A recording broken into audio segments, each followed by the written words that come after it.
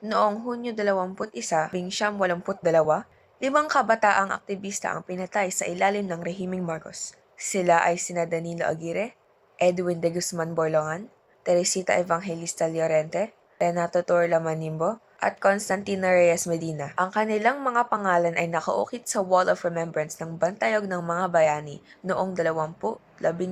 Dahil kakadaan lamang natin sa Women's Month, gusto ko pag-usapan ang bukod tangi nag-iisang babae sa kanilang pangkat na si Teresita Llorente, the Bulacan Martyrs of 1982.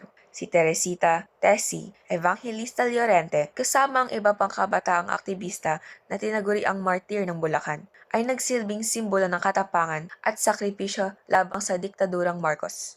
Ipinanganak siya noong Pebrero 8, 1962 sa Mikawayan, Bulacan, at pumanaw noong Hunyo 21 nang sila ay pinatay ng Philippine Constabulary sa kabila ng pagiging bahagi ng isang simpleng pamilya na may negosyo. Pinili ni Tessie ang maglingkod sa komunidad sa pamamagitan ng pagiging aktibo sa Pamparokyang Kilusan ng Kabataang Kristiyano o PKKK at pagtulong sa mga welga ng manggagawa at pabor sa reformang agraryo.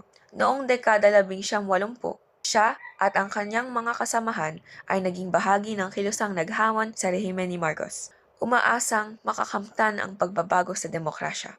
Ang pagkamatay ni Tessie at iba pang kabataang aktivista ay naging simbolo ng kalupitan ng batas militar. Pagkatapos ng kanilang pagkamatay, hindi agad ibinigay sa mga pamilya ang kanilang mga katawan at 3 katawan ang inilibing ng mabilisan ng lokal na otoridad. Sa tulong ng mga bishop ng Malolos, naipalabas din ang mga labi ng mga martir noong 2012.